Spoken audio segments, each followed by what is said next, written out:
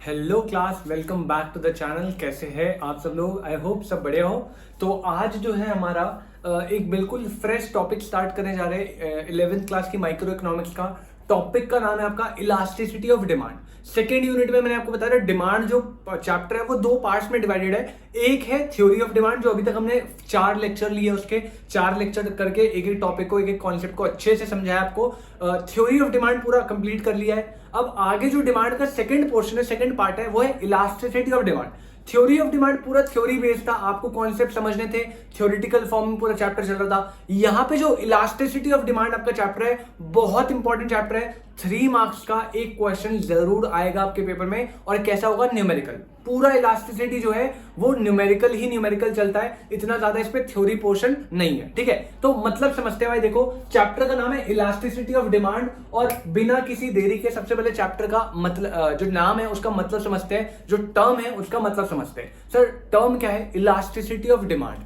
अब समझ के लेना भाई, इलास्टिसिटी जाए भाड़ में, पहले अपने को समझना पता है क्या। आप याद करो भाई, एक कॉन्सेप्ट पढ़ा था आपको, लॉ ऑफ डिमांड। याद है आपको? हाँ सर, आपने पढ़ाया था, कुछ याद तो आ रहा है। जरा बताओगे मुझे लॉ ऑफ डिमांड क्या होता था? सर, लॉ ऑफ डिमांड जो है ना, आपने बताया था सर, लॉ ऑफ डिमांड कहता था कि सर अगर आपने क्या करा, अदर फैक्टर्स को मेरे भाई रखा क्या, constant, other factor remain constant, and उस केस में अगर आप प्राइस को बढ़ाते हो तो क्वांटिटी जो डिमांड है वो कम होगी, और प्राइस को अगर आप कम करते हो तो जो क्वांटिटी डिमांड है वो बढ़ेगी। हाँ है ना?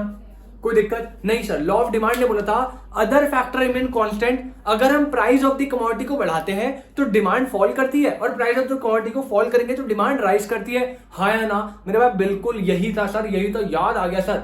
तो लॉ ऑफ डिमांड जो है ना मेरे भाई, वो पता है क्या था? लॉ ऑफ डिमांड जो है ना हमारा, वो एक क्वालिटेटिव मेजर है। क्या है? Qualitative major. और इलास्टिसिटी जो है ना, वो एक क्वांटिटेटिव मेजर है। पहले तो याद रखो, लॉ ऑफ डिमांड क्या था? एक qualitative measure. Sir, qualitative measure मतलब? क्वालिटेटिव मेजर का मतलब मेरे भाई ये है कि लॉ ऑफ डिमांड अपने को बताता था भाई, देखो लॉन्डो मेरी बात सुनो, अगर आप अदर फैक्टर को कांस्टेंट रखोगे और प्राइस को बढ़ाओगे तो डिमांड कम होगी, प्राइस को कम करोगे तो डिमांड बढ़ेगी। यहां पे पता है क्या बोल रहा है वो आपको चेंज की डायरेक्शन बता रहा है। क्वालिटेटिव मेजर का मतलब है कि यहां पे लॉ ऑफ डिमांड पता है क्या बताता है? सिर्फ और सिर्फ डायरेक्शन। मतलब अगर प्राइस ऊपर जाएगा तो डिमांड नीचे आएगी, प्राइस नीचे जाएगा तो डिमांड ऊपर जाएगी। क्या बता रहा है? सिर्फ डायरेक्शन। सर, कितना प्राइस ऊपर जाने से कितनी डिमांड नीचे आएगी, ये बात करी इसने। ऐसा कुछ बोला कि प्राइस मान लो 1 रुपए से बढ़ा तो क्वांटिटी डिमांड 10 यूनिट से कम होगी। कहीं पे इसने क्वांटिटी की बात करी थी? नहीं करी थे सर। बिल्कुल सही बोल रहे हो। क्यों मेरे भाई? लॉ ऑफ डिमांड एक क्वालिटेटिव मेजर है, वो हमें बस इतना बताता है कि प्राइस बढ़ा तो क्वांटिटेटिव जो क्वांटिटी डिमांड है वो कम होगी। कितने से कम होगी भाई? प्राइस कम हुआ तो डिमांड बढ़ेगी, कितने से बढ़ेगी भाई? ये बताया नहीं। तो लॉ ऑफ डिमांड क्या है? एक क्वालिटेटिव मेजर है जो हमें सिर्फ चेंज का डायरेक्शन बताता है कि प्राइस बढ़ने से डिमांड कम होगा, कितना नहीं पता। और ये फाइंड करना कि कितने प्राइस बढ़ने से कितना डिमांड कम हो रहा है, this is what elasticity of demand. तो इलास्टिसिटी क्या है सर? एक क्वांटिटेटिव मेजर है। क्या है भाई? एक क्वांटिटेटिव मेजर। मतलब यहां पे सारा मामला क्वांटिटी का चलेगा। लॉ ऑफ डिमांड ने हमने को क्या बताया? प्राइस बढ़ा, डिमांड कम हुई, इलास्टिसिटी बढ़ाएगा क्या, कि कितना प्राइस बढ़ा तो कितनी डिमांड कम होगी। ओके सर, मतलब मेरे भाई अगर मैं यहां पे बोलूं प्राइस है मेरा 10, क्वांटिटी डिमांड है 100। अब मान लो मैंने प्राइस को बढ़ा के कितना कर दिया? 20। प्राइस बढ़ा। अब सर डिमांड कितनी बढ़ सकती है? डिमांड बढ़ेगी, ये लॉ ऑफ डिमांड ने, सॉरी डिमांड कम होगी, ये लॉ ऑफ डिमांड ने मैं ऑलरेडी बताया।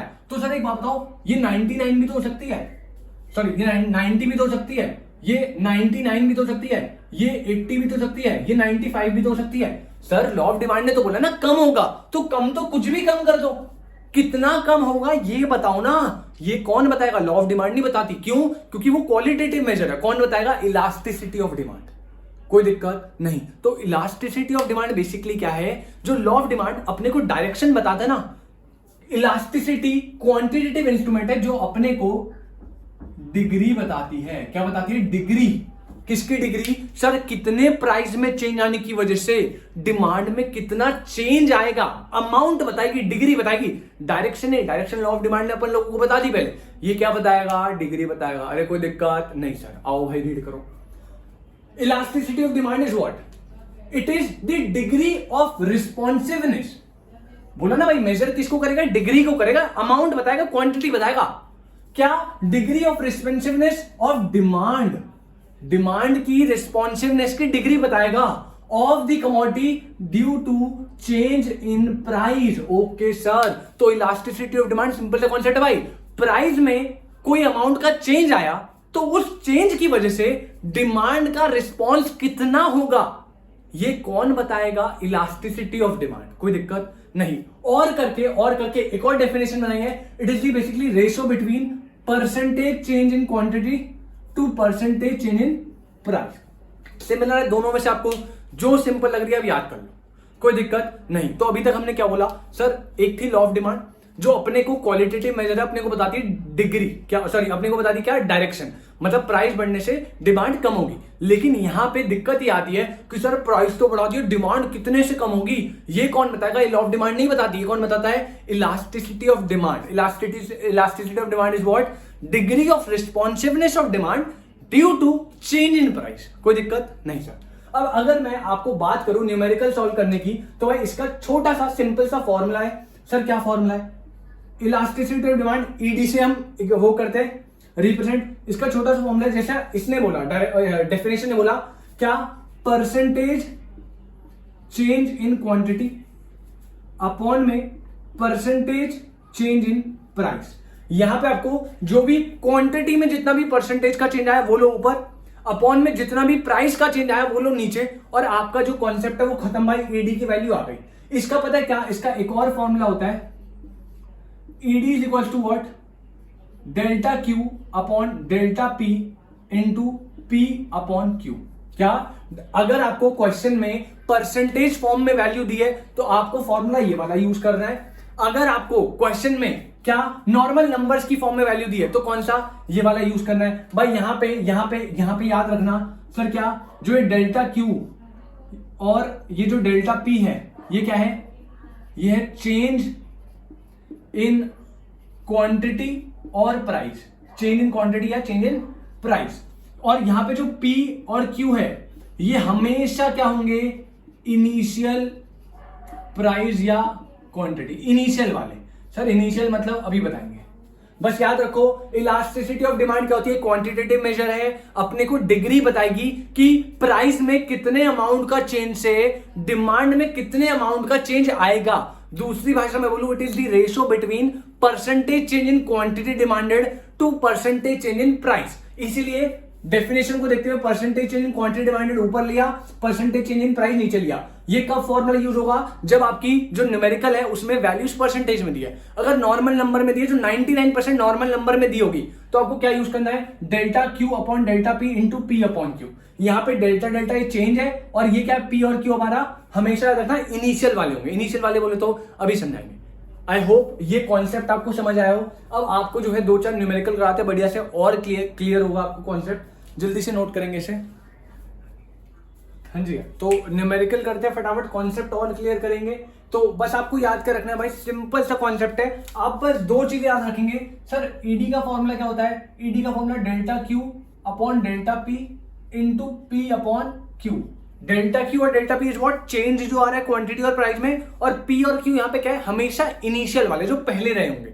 ठीक है, अभी समझेंगे इनिशियल का मतलब क्या है। हाँ, ये फॉर्मूला 99% यूज होगा। हाँ, कई बार सिचुएशन क्या है कि सर अगर मान लो आपको परसेंटेज में वैल्यू दे रखी है तो भाई हमेशा रखना फिर ये वाला फॉर्मूला यूज होगा, परसेंटेज चेंज इन Q और परसेंटेज चेंज इन P वाला। कोई दिक्कत नहीं सर। अब न्यूमेरिकल करते हैं भाई, इतना इजी न्यूमेरिकल 3 मार्क्स आपको फोकट में फ्री में देके जाएगा, तो छोड़ने का अपने का कोई सवाल उठता नहीं है। इजी सा बिल्कुल हलवा टॉपिक है, ठीक है ना। आओ भाई न्यूमेरिकल पे। सबसे पहले फर्स्ट क्वेश्चन है, कह रहा है price of a good rise from 30 to 36 as a result quantity demanded falls from 400 to 340, find read. आपको सबसे पहले क्या देखना है? क्या यहाँ पे परसेंटेज का कुछ भी दिख रहा है आपको लेना देना? सर नहीं, कैसी बातें करो सर, यूनिट नॉर्मल नंबर्स में दे रखा है, परसेंटेज तो दूर दूर तक कुछ है ही नहीं। बिल्कुल सही। हाँ जी, अब करना कैसे भाई? यहाँ पे फर्स्ट का आंसर जब आप क्वेश्चन को सॉल्व करेंगे भाई, सबसे पहले आप पता है क्या करना, हमेशा यहां पे P लिखा, यहां पे QD लिखा, हमेशा भाई। अगर ऐसे करोगे ना, कभी कसम से बता रहा हूं भाई, कभी जिंदगी में दिक्कत नहीं होगी। भाई का मेथड फॉलो करो बस एक बार। कह रहे price of a good rise from 30 to 36। पहले प्राइस कितना था सर 30 रुपीज, अब प्राइस जो है वो बढ़ा है और बढ़ के कितना हो गया 36। अब अपने को देखो लॉ ऑफ डिमांड याद है ना, प्राइस बढ़ा होगा तो बोलने की कोशिश होता है क्वांटिटी डिमांडेड हमेशा फॉल होगी सर। डिमांड एंड प्राइस के बीच में कैसा रिलेशन, नेगेटिव रिलेशन। पढ़ लेते आगे। कह रहा है quantity demanded falls from 400 to 340। मतलब पहले कितनी थी मेरे भाई 400, अब कितनी हो गई 340। यार क्या दिक्कत है इसमें, ईडी निकालने को बोल रहा है, हलवा सा concept. ED is equal to what, delta Q upon delta P into P upon Q. अब वैल्यू पुट करेंगे। सबसे पहले मेरे भाई पता है क्या दिमाग में लाना, क्यू में कितना चेंज आया है। क्या क्यू में कितना चेंज आया है सर? क्यू में आप देख रहे हो 400 से 340, 400 से 340 कितना आया, 60 का चेंज, हाँ या ना, दोनों को माइनस करा।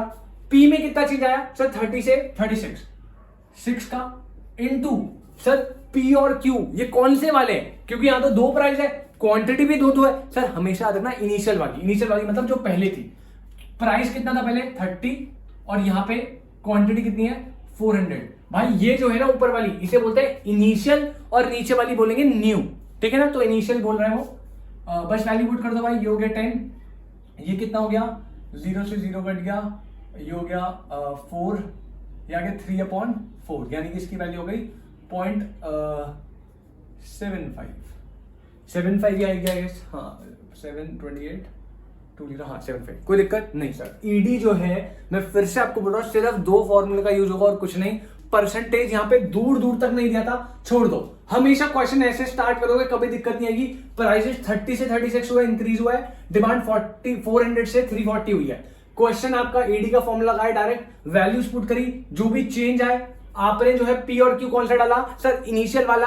नॉर्मल कैलकुलेशन करके सॉल्व करेंगे, ईडी की वैल्यू निकालेंगे, कोई दिक्कत नहीं। हाँ एक चीज जो आपके दिमाग में आ सकती है पता है क्या, यार यहाँ पे ना एक चीज मैं बताता हूं, जब आप डेल्टा क्यू निकाल रहे हो ना, जब आप क्या निकाल रहे हो डेल्टा क्यू याद रखना मेरे भाई, ये पता है क्या निकल रहा है डेल्टा क्यू। यहाँ पे मैंने दिखाया नहीं करके, बट डेल्टा क्यू ना याद रखना आप दिस माइनस दिस करोगे, मतलब 340 माइनस 400। हमेशा डेल्टा जब निकालते क्या होता है न्यू माइनस इनिशियल, हमेशा, ठीक है। और नीचे भी क्या जाएगा सर 36 न्यू माइनस इनिशियल, और इनटू में तो सही है सर 30/400, इसमें कोई दिक्कत नहीं है सर। दिक्कत पता है क्या है, जब आप नोटिस करो क्वांटिटी का ये निकाल रहे हो ना, तो यहाँ पे ना ये 60 मैंने यहाँ लिख दिया, लेकिन एक्चुअल में क्या आ रहा है ये -60/6 इंटू 30/400। ऐसा आएगा नहीं आएगा सर? बिल्कुल ऐसा आएगा। तो भाई मेरे भाई हमेशा याद रखना जो इलास्टिसिटी ऑफ डिमांड होता है ना, वो हमेशा नेगेटिव में ही निकलता है सर, हमेशा सर। क्यों? अरे मेरे भाई ये जो नेगेटिव साइन है ना, ये आपको आगे आंसर में लिखना है। पता है क्यों? ये आप नहीं लिखोगे फिर भी कोई दिक्कत नहीं है, लेकिन मैं बता रहा हूं अगर एमसीक्यू फॉर्म में आया और वहां पे ऑप्शन मान लो यही क्वेश्चन था, ऑप्शन इलास्टिसिटी ऑफ डिमांड है 0.75 और एक है -0.75, तो आंसर करेक्ट कौन सा है -0.75। अगर आप आंसर में अपने ऐसे आंसर में पॉइंट इग्नोर करोगे वैसे मार्क्स नहीं कटेंगे, बट स्टिल मैं आपको बोलूंगा आप साइड में ब्रैकेट में जरूर लिखना, क्योंकि इलास्टिसिटी ऑफ डिमांड हमेशा नेगेटिव ही रहेगी, क्योंकि ये रिप्रेजेंट करता है negative relationship between price and quantity demand. अगर मैं एक को इंक्रीज करूंगा तो दूसरा फॉल होगा ना भाई, अगर मैं किसी को भी इंक्रीज करूंगा तो दूसरा फॉल होगा, और यही नेगेटिव रिलेशन जो है ये माइनस इसको रिप्रेजेंट करता है। तो हमेशा ईडी किस में निकलेगा, माइनस में ही निकलता है, ठीक है ना, कोई दिक्कत नहीं। तो ये आपका बाकी न्यूमेरिकल तो बिल्कुल नॉर्मल सा था, सेम था, कुछ इसमें नया था नहीं बताने के लिए। हाँ आगे बढ़ते हैं सेकंड वाले पे। आई होप आपने नोट कर लिया हो। सेकंड वाले पे बढ़ते हैं भाई, फर्स्ट हो गया हमारा डन, सेकंड पे बढ़ते हैं भाई। देखो क्या कह रहे हैं, फिर से अपने को सबसे पहले यहाँ पे प्राइस, यहाँ पे क्वांटिटी डिमांडेड, ईडी हमेशा कैसे निकलेगा नेगेटिव में। अब देखो भाई कह रहे हैं price is 8 and quantity demanded is 700। Price कितना है 8 इनिशियल का, डिमांड कितनी है 700। कह रहे हैं व्हेन प्राइस राइज बाय ₹2। भाई ध्यान से पढ़ो, यहां पे कह रहा है जो प्राइस है वो राइज बाय ₹2, मतलब कि यहां पे थोड़ा सा कंफ्यूजन हो जाता है बच्चों को, कोई दिक्कत वाली बात नहीं है। अगर वो लिख रहा है बाय, क्या लिख रहा है वो बाय, तो वो कह रहा है कि जो प्राइस है वो 8 था और वो 2 से बढ़ गया, मतलब 8 से बढ़ के कितना हो गया 10 हो गया, बाय लिखा है तो ये जो 2 है ना, ये डेल्टा पी की बात कर रहा है वो। बाय के केस में क्या है, वो डेल्टा पी, वो कह रहा है 8 था और 8 तो है ही और 2 से और बढ़ गया है, मतलब 10 हो गया है बस। QD becomes what 560। ऑब्वियसली बात है भाई, कम हुआ होगा। आप देख रहे हो नेगेटिव रिलेशन, ईडी हमेशा माइनस में ही आएगी। ईडी निकालनी है यार, परसेंटेज में दिख रहा है कुछ नहीं सर, वैल्यू पुट करो सीधा। चेंज इन क्यू, ऑब्वियसली बात है नेगेटिव में आएगा, 560 माइनस 700 करेंगे, बट मैं नेगेटिव को इग्नोर करके चल रहा हूं क्योंकि हमें ऑलरेडी पता है ईडी नेगेटिव में ही आएगा। तो कितना आएगा, ये आएगा 140 अपॉन में इसका चेंज कितना है 2 into initial price is 8, initial quantity is 700। कोई दिक्कत नहीं सर, इसको सॉल्व करेंगे भाई। 4 हो गया, 7 27 10 10 1 जा 10 2 जा 4 2 जा 8। कोई दिक्कत, आई होप कोई दिक्कत नहीं हो। सिंपल से कॉन्सेप्ट है, कुछ मतलब कुछ ऐसा नहीं है जो आपको दिक्कत दे, मुझे बिल्कुल ऐसा नहीं लगता। ये टॉपिक इतना सिंपल है, इसमें इससे सिंपल क्या लोगे आप 3 मार्क्स में। ठीक है, आगे बढ़ते थर्ड क्वेश्चन भाई। थर्ड क्वेश्चन जल्दी से देखो, फिर से अपना वही, एक साइड पीयू बनाओ, एक साइड क्वांटिटी डिमांडेड बनाओ। देखो भाई, कह रहा है एट अ प्राइस ऑफ 30, कह रहा है जब प्राइस कितना है मेरे भाई 30, quantity demanded is what 240 units, quantity demanded कितना है 240। आगे बढ़ो, कह रहा है इफ प्राइस राइज टू, पहले वाले में अगर क्वेश्चन में लिखा है प्राइस राइज बाय, तो वहां पे वो डेल्टा की बात कर रहा है। मतलब अगर यहां पे प्राइस राइज बाय लिखा होता तो क्या होता, वो डेल्टा दिया होता है। बाय के केस में क्या होता है डेल्टा, लेकिन जब 2 लिखा हुआ है ना, प्राइस राइज 2, उसका मतलब है प्राइस था 30 और प्राइस जो है वो बढ़कर 36 हो गया। राइज बाय ₹2 है तो वो डेल्टा का केस बता रहा है वो। उस केस में आपको क्या करना है, मान लो यहां पे 2 की जगह मान लो क्या लिखा होता बाय, तो कह रहा है भाई 30 का है और 36 से और बढ़ गया, तो मतलब 30 + 36 इज व्हाट 66 होता। अगर यहाँ पे बाय होता, लेकिन यहाँ पे बाय नहीं है, यहाँ पे 2 है, 2 का मतलब नया वाला दे रखा भाई। 30 था और 30 से बढ़ के कितना हो गया 36 हो गया। कह रहा है ईडी, अच्छा अलग टाइप का ईडी दे रखा है 1.5, कह रहा है न्यू क्वांटिटी भाई ये निकालो। कोई दिक्कत भाई, मतलब क्या बताओ इसमें क्या कॉन्सेप्ट क्या है, इसमें वही फॉर्मूला यार। ईडी का फॉर्मूला क्या होता है sir, delta Q upon delta P into P upon Q. कोई दिक्कत नहीं। डेल्टा क्यू कितना है अपने को पता है नहीं, डेल्टा क्यू थोड़ी पता है मेरे को, कैसे निकालोगे, ये तो है नहीं भाई, इसको डेल्टा क्यू रहने दो। डेल्टा पी अपने को पता है सर 6, इनिशियल पी कितना है 30, इनिशियल क्यू 240, 30 अपॉन में 240 और इसकी वैल्यू कितनी आ रही है भाई 1.5। कोई दिक्कत नहीं। ये आपकी बन गई क्या, ये मेरे भाई आपकी बन गई इक्वेशन। अब इस इक्वेशन को आप सॉल्व करेंगे, आराम से आंसर निकालेंगे। सर कैसे, 30 मतलब 30, 38 जा 1.5 is equal to delta Q upon में 6 8 जा 48, ये इधर मल्टीप्लाई हो गया डेल्टा क्यू 1.5 इंटू 48, बस कर देंगे सॉल्व। कोई दिक्कत नहीं। ये जो भी आपका आंसर आया इतना तो मैं आपसे एक्सपेक्ट करता हूं कि आप कर ही दोगे। ये फिर भी कितना है मैं बता देता हूं आपको, ये आएगा 48 और 24 72। ठीक है, कितना आ गया 72। अब ध्यान से, ये क्या है डेल्टा क्यू, याद करो मेरे प्राइस कितना था, प्राइस 30 से 36 क्या हुआ है सर, इंक्रीज करा है। 30 से 36 क्या हुआ है, इंक्रीज करा है। क्वांटिटी डिमांडेड पहले कितनी थी 240, कितनी थी 240। अरे मेरे भाई ध्यान से अगर प्राइस जो है वो इंक्रीज कराए तो लॉ ऑफ डिमांड से डिमांड तो फॉल ही हुई होगी, है ना सर, बिल्कुल। तो जो न्यू है वो 240 थी पहले वाली इनिशियल वाली, और कह रहा है चेंज जो आया है वो 72 आया, तो 72 बड़ा होगा या कम होगा सर, प्राइस क्या हुआ है, प्राइस इंक्रीज हुआ है तो डिमांड तो कम हुई होगी, मतलब पहले 240 थी और 72 से फॉल हो गई, तो ये कितना निकलेगा भाई 240 माइनस 72, जो भी आया वो आपका क्या होगा न्यू क्वांटिटी। ये क्या होगी आपकी न्यू क्वांटिटी डिमांडेड। कोई दिक्कत नहीं सर भाई, सिंपल, मैं फिर से बोल रहा हूं बहुत सिंपल कॉन्सेप्ट है, ऐसा कोई दिक्कत वाला पॉइंट है ही नहीं इस चैप्टर में। लिटरली 3 मार्क्स आपको 11th क्लास में वो फ्री में दे रहे, ठीक है ना। 2 फॉर्मूले, छोटा सा कॉन्सेप्ट है, आपको वही घुमाते रहेंगे इधर से उधर। आपको डरने वाली बात थोड़ी है भाई, नॉर्मल सा कॉन्सेप्ट है, जैसे आपको बता रहा हूं इस तरीके से कोई दिक्कत नहीं आने वाली आपको। चलो आई होप आपको सब कुछ क्लियर हो रहा है। लास्ट क्वेश्चन देखते हैं जरा, क्वेश्चन नंबर 4 कह रहे due to rise in price बढ़ा, quantity demanded falls from 120 to 96। भाई प्राइस जो है, क्वांटिटी डिमांडेड जो है, कह रहा है प्राइस जो है बढ़ा है, क्वांटिटी डिमांडेड कम होगी, नो डाउट, कुछ बताने वाली बात नहीं है। कितने से हुई, कह रहा पहले 120 थी और अब कम होके कितनी हो गई 96। 120 थी पहले और अब कितनी हो गई 96। यहाँ पे 2 लिखा है ना भाई, 2 के केस में ये क्या है, ये न्यू वाली होगी। अगर बाय दिया होता तो डेल्टा दिया होता, ठीक है ना। तो यहां पे बोला क्या, 120 से फॉल होके 96 हो गई है। कह रहा है ईडी आपको 0.5 दी है, ईडी इज व्हाट 0.5। कह रहा है what will be the new price if initial is 15। कह रहा है अगर ये 15 है तो ये कितना होगा भाई, ईडी का formula delta Q upon delta P into P upon Q. कोई दिक्कत नहीं सर, इसको 0.5 के इक्वल रख सकता हूं मैं। ईडी हमें दे रखी है ना वैल्यू, क्यू में कितना चेंज आया सर 120 से 96, कितना हो गया ये हो गया आपका 24 अपॉन में पी का चेंज नहीं पता अपने को, इंटू पी कितना इनिशियल 15 अपॉन में क्यू कितना initial 120 is equal to what 0.5। इसमें कोई दिक्कत नहीं। 12 2 सा 24, 12 10 सा ये आ गया 2 इंटू 1.5, ये 10 का डेसिमल ले लिया मैंने, delta P into is equal to 0.5। तो यहां पे इसे मल्टीप्लाई करूंगा, 2 into 1.5 is what 3 is equal to 0.5 delta P, और ये डिवाइड हो गया, डेल्टा पी कितना आ गया 3 अपॉन में 0.5, ये कितना आ गया भाई आपका 6। ध्यान से, क्वांटिटी फॉल हुई है, प्राइस राइज हुआ होगा। सर प्राइस जो है बढ़ा है, पहले 15 था अब बढ़ा होगा, कितने से बढ़ा अभी निकाला तो 6 से बढ़ा। तो मेरे भाई पहले प्राइस 15 था और प्राइस जो है वो बढ़ गया, तो 15 में क्या ऐड कर दो यार, मतलब क्या बताऊं, हे भगवान लहर दे दो मुझे कोई। क्या मजाक करवा रहे भाई, 11th क्लास में बच्चों से मजाक चल रहा है, 3 नंबर में मजे ले रहे बच्चों से। कोई दिक्कत नहीं सर भाई, ऐसे ही क्वेश्चन है बस। हाँ ये वाला हमने मेथड देखा, परसेंटेज के जगह 1-2 क्वेश्चन और देखते हैं फिर क्लास खत्म करेंगे। कुछ भी नहीं है, बहुत सिंपल सा कॉन्सेप्ट है। जल्दी से बस 2 गिनती के 2 या 3 क्वेश्चन और जल्दी से इसे नोट करेंगे।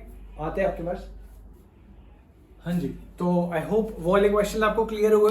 अब थोड़ा सा आगे बढ़ाते हैं, थोड़ा सा एक्सट्रीम, थोड़ा सा बस हल्का सा ऊपर लेवल लेके जाएंगे, बाकी ज्यादा इसमें दम भी नहीं क्वेश्चन में। भाई देखो सिंपल, अब हमने जो पहले वाले क्वेश्चन करे थे 3-4, वो पहले वाले फॉर्मूले से जिसमें परसेंटेज का यूज नहीं था। अब परसेंटेज वाले क्वेश्चन अगर नॉर्मल, मान लो परसेंटेज चेंज इन क्यू दे रखा है, परसेंटेज चेंज इन पी दे रखा है, उनको डिवाइड करके आप आराम से निकाल लोगे, वो मेरे को बताने का जरूरत नहीं है इतना, ठीक है। जो बताने का जरूरत है वो देखो क्या है। अब यहाँ पे क्वेश्चन थोड़ा तरीके से लिखा हुआ है मैंने, देखो भाई समझ के लेना। ईडी आपसे पूछ रहा है, वो क्वेश्चन नंबर 5 में ईडी पूछ रहा है और इंफॉर्मेशन क्या दी है, कह रहा है क्वांटिटी डिमांडेड जो है वो फॉल हुई है 120 यूनिट से 108 यूनिट। पहले 120 यूनिट थी, फॉल होकर 108 हो गई। कह रहा है प्राइस जो इनिशियल वाला है वो 10 रुपीज है, इनिशियल प्राइस कितना है 10 रुपीज, और कह रहा है प्राइस में जो राइज आया ना वो 20% से प्राइस राइज करा है। अब याद करना मेरे भाई, मैंने बोलता अगर आपको कोई भी इंफॉर्मेशन परसेंटेज फॉर्म में दी है तो आपको जो फॉर्मूला लगाना है वो कौन सा लगेगा sir, ED is equal to percentage change in Q upon percentage change in P. हाँ या ना मेरे भाई, बिल्कुल हाँ, है ना। हालांकि इसको करने का और भी तरीका है, आप इसके बिना फॉर्मूले के भी यूज कर सकते हो, बेसिक मैथ्स लगा के, बट अपने को थोड़ा प्रेजेंटेशन इस तरीके से रखनी है। अब सर देखो यहां पे सिंपल सी बात ये है, परसेंटेज चेंज इन पी तो मुझे दे रखा है 20% से राइज हो रहा है, तो परसेंटेज चेंज इन प्राइस कितना है 20। लेकिन sir percentage change in Q क्या है वो अपने को निकालना है ना। हाँ तो निकालो भाई, यहां पे आपको परसेंटेज चेंज इन क्यू पहले निकालना पड़ेगा मेरे भाई। परसेंटेज चेंज इन क्यू का छोटा सा फॉर्मूला होता है जो आपने शायद अगर बचपन में 6-7 में मैथ्स पढ़ी तो आपको पता होगा। अगर मुझे इसकी परसेंटेज निकालनी है तो आपको कुछ नहीं लेना, डेल्टा क्यू लो, जो भी क्यू में चेंज आया, अपॉन में इनिशियल क्यू लो, इंटू कर दो इसे 100 से। मतलब आपने चेंज कितना आया क्यू में 12 का, इनिशियल क्यू कितना है 120, इंटू कर दो कितने से 100 से। भाई ये करा 0 से 0 कट गया, ये कितना हो गया 10%। तो आपका जो परसेंटेज चेंज इन क्यू है वो कितना है 10%, इसे रखो ऊपर, ये आ गया कितना भाई 0.5। तो ईडी की वैल्यू कितनी आ गई 0.5, ये आपका आंसर हो गया। कोई दिक्कत, आगे बढ़ो सेकंड वाले पे। कोई भी डाउट है भाई प्लीज कमेंट सेक्शन में बता देना। वैसे मुझे लगता नहीं है इतने हलवे क्वेश्चन में आपको दिक्कत हो, इंटेलिजेंट बच्चे हो भाई, समझदार बच्चे हो, पढ़े लिखे बच्चे, ठीक है ना। आगे बढ़ते हैं भाई, सेकंड क्वेश्चन फिर से बस उल्टा कर दिया, ईडी दे निकालना है आपको। इस बार क्यू का परसेंटेज रखा है, पी आपको वैसे दे रखा है। ईडी का formula percentage change in Q upon में परसेंटेज चेंज इन पी, ठीक है मेरे भाई। परसेंटेज चेंज इन क्यू हमें दे रखा 15%, परसेंटेज इन पी दे रखा है, नहीं, अपने को वैल्यू दे रखी है, तो अपने को पहले परसेंटेज निकालना पड़ेगा। मेरे पास परसेंटेज चेंज इन पी क्या होता है सर, अभी बताया, delta P upon P into 100। जैसे क्यू का निकलता है वैसे ही पी का निकलता है। चेंज कितने का आया सर, 3 का चेंज आया, अपॉन में इनिशियल कितना है 12 इंटू 100। कोई दिक्कत मेरे भाई। यहां पे सिंपल सा कॉन्सेप्ट है, 3 1 जा 3 4 जा, ये आ गया 25%।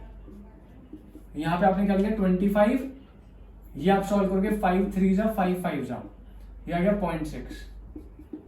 ऑब्वियसली बात है, एडी मैं हमेशा बता रहा हूं, एडी हमेशा नेगेटिव में आता है, मतलब आप इसको ऐसे भी लिख सकते हो, कोई दिक्कत नहीं है।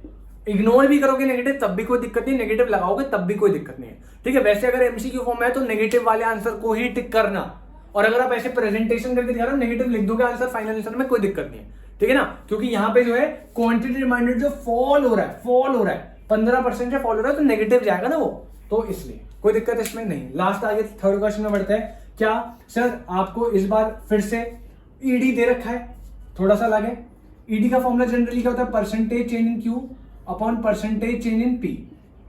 अब अपने को परसेंटेज चेंज इन पी दे रखा है 20, पहले अपन परसेंटेज चेंज इन क्यू निकाले क्या सर, नहीं निकाल सकते। अरे मेरे भाई देखो ना, परसेंटेज चेंज इन क्यू कैसे निकालोगे आप, लेकिन आप एक चीज कर सकते हो, पता है क्या, आप देखो percentage change in Q is what, delta Q upon Q into 100। अब मुझे एक बात बताओ भाई, यहाँ पे अपने को परसेंटेज चेंज इन क्यू पता नहीं है, अपने को निकालना क्या है, न्यू क्वांटिटी निकालनी है। इनिशियल, हाँ अपने को इनिशियल पता है, डेल्टा भी अपने को पता नहीं है, लेकिन मेरे भाई एक चीज बताओ, आपको ना ईडी पता है, तो पहले आप इस फॉर्मूले में वैल्यू पुट करते हैं। मतलब सर अरे ईडी कितना है 1.5 is equal to percentage in Q नहीं पता, वो निकालना है अपने को। सर क्यों निकालना है, अभी देखो तो सही, जादू होगा। परसेंटेज चेंज इन क्यू कितना है 20, भाई परसेंटेज चेंज इन क्यू की वैल्यू कितनी आ गई सर, ये आ गई 20 तक जाके मल्टीप्लाई होगा, ये कितना आ गया 30%। कितना है परसेंटेज चेंज इन क्यू 30%, इस फॉर्मूले का यूज करके निकाल दिया।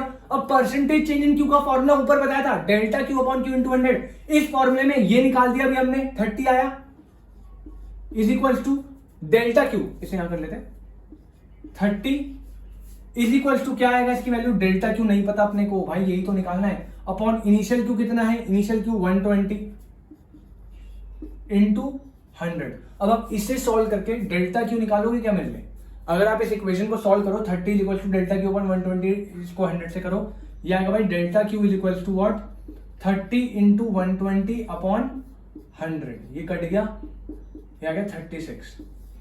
मेरे भाई चेंज जो है क्वांटिटी में, ध्यान समझो, जो क्वांटिटी का चेंज है वो 36 है। अब वापस आओ यार, प्राइस क्या हुआ है सर, 20% से फॉल करा है, तो क्वांटिटी क्या होगी, अरे मेरे भाई राइज होगी। सर कैसी बातें करो, पता है हमें। अब मेरे भाई पहले कितनी थी 120, चेंज कितने का आया 36 का, बढ़ा है कि कम हुआ है सर, प्राइस फॉल हुआ है, तो क्वांटिटी डिमांड विल राइज, मतलब जो न्यू क्वांटिटी होगी वो कितनी होगी 120 में ऐड कर दो 36, विच इज व्हाट 156, ये आपका आंसर आ गया।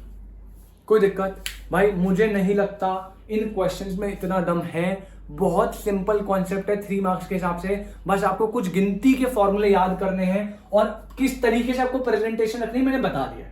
आई होप इसमें आपको कोई भी दिक्कत नहीं हो। अगर आपने नोट नहीं करा प्लीज वीडियो को पॉज करके आप नोट कर लेना आराम से, और सारे क्वेश्चन, जितने भी क्वेश्चन आप प्रैक्टिस कर सकते हो बुक में से, कहीं से भी, सैंपल पेपर में से, जितने भी क्वेश्चन प्रैक्टिस कर सकते हो मेरे भाई प्लीज करना।